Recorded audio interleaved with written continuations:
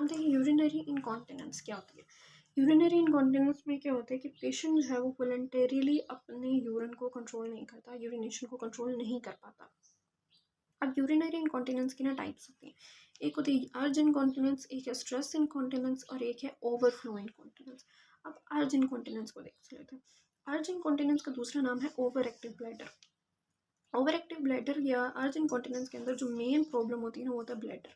अब ब्लैडर ना इरिटेट हो चुका होता है, ठीक है। ब्लैडर जब बहुत ज़्यादा इरिटेट हो जाता है ना तो हम यूरिनेशन को, जब ब्लैडर बहुत ज़्यादा इरिटेट हो जाता है तो पेशेंट यूरिनेशन को कंट्रोल नहीं कर पाता। अब इस चीज़ को समझने के लिए ना हम देख लेते हैं कि ब्लैडर के ऊपर असल में मसल्स, ब्लैडर के ऊपर जो है रिसेप्टर कौन कौन से हैं जो उसके ट्रीटमेंट में इस्तेमाल होते हैं। अब देखिए ये सपोज हमारे पास ब्लैडर है, ब्लैडर के ऊपर यहाँ पर जो है वो हमारे पास प्रोस्टेट होता है, ठीक है। प्लीज़ मेरी दाएं के साथ कोप अप कर लीजिएगा आप लोग।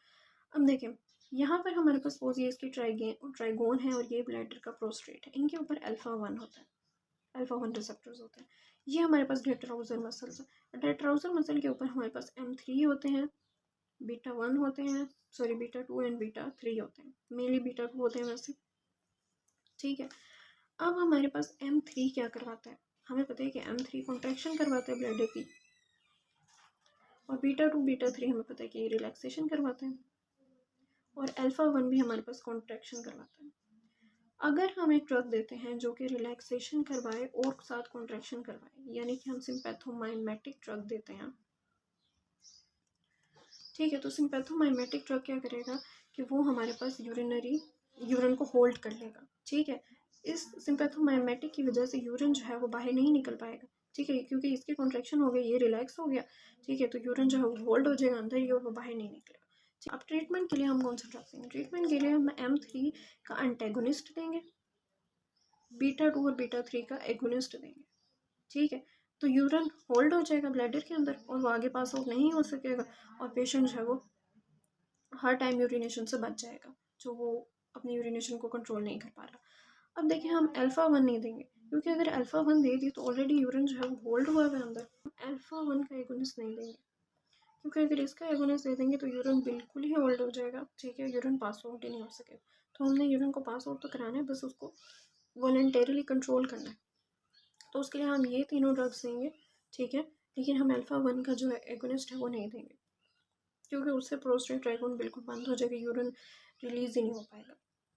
अब इसके लिए जो ड्रग्स इस्तेमाल करते हैं ना उसका निमोनिक है माई फ्रेंड दोस्त, माई से है मायरिबेक्रोन, वाइबरकॉन, ठीक है। ये ड्रग्स आप लोग पढ़ेंगे, ये बीटा 3 के एगोनिस्ट हैं, ठीक है। फ्रेंड से है हमारे पास फीसोटेरेडाइन M3 का, ठीक है। डारिफिनासिन, ऑक्सीब्यूटेनिन, सॉलिफिनासिन एंड ट्रोस्पियम। अब ये जो ट्रोस्पियम है ना ये ड्रग ब्रेन को क्रॉस नहीं कर सकता, इसीलिए बाकी ड्रग्स की तरह ये हमारे पास ब्रेन में एंटीकोलिनर्जिक इफेक्ट्स नहीं देगा, ठीक है, क्योंकि ब्रेन को क्रॉस ही नहीं कर सकता। इसके अलावा अब हमारे पास आ जाता है स्ट्रेस इनकॉन्टिनेंस। इसके अलावा हमारे पास आ जाता है अब स्ट्रेस इनकॉन्टिनेंस। स्ट्रेस इनकॉन्टिनेंस में क्या होता है कि अगर एब्डोमिनल प्रेशर हमारे पास बहुत ज़्यादा हो तो यूरिन ब्लैडर के अंदर होल्ड नहीं रह सकता, ठीक है। अब या तो एब्डोमिनल प्रेशर की वजह से ऐसा हो सकता है, या फिर हमारे पास पेल्विक मसल्स जो हैं वो वीक हैं, उसकी वजह से भी हमारे पास स्ट्रेस इनकॉन्टिनेंस हो रहा है, यूरिन को ब्लैडर जो है वो होल्ड नहीं कर पा रहा।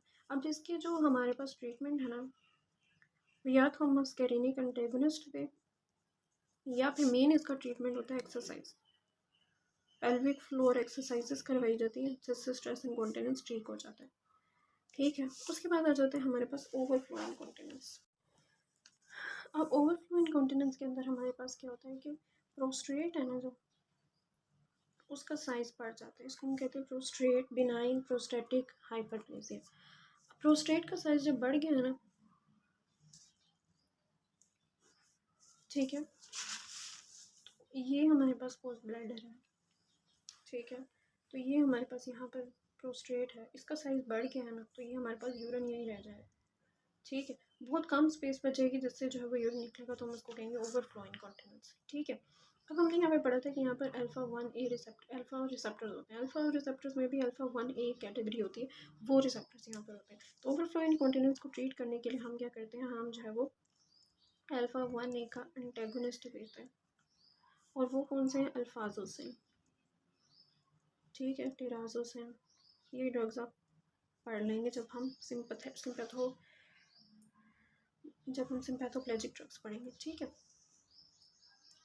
इसके अलावा अल्फ़ा 1 इज सेलेक्टिव, बिल्कुल जो अल्फ़ा 1 इज सेलेक्टिव ड्रग होता है ना, ये तो अल्फ़ा 1 सेलेक्टिव है, ठीक है। ये अल्फ़ा 1 सेलेक्टिव ड्रग, जो बिल्कुल अल्फ़ा 1 इज सेलेक्टिव ड्रग होता है वो होता है टामसुलोसिन, ठीक है। टामसुलोसिन जो है वो सिर्फ और सिर्फ ब्लैडर के ऊपर एक्ट करता है, पूरी बॉडी के इफेक्ट्स नहीं देता, ठीक है। इसीलिए टामसुलोसिन मोस्ट प्रेफरेबल ड्रग होता है फॉर दिस।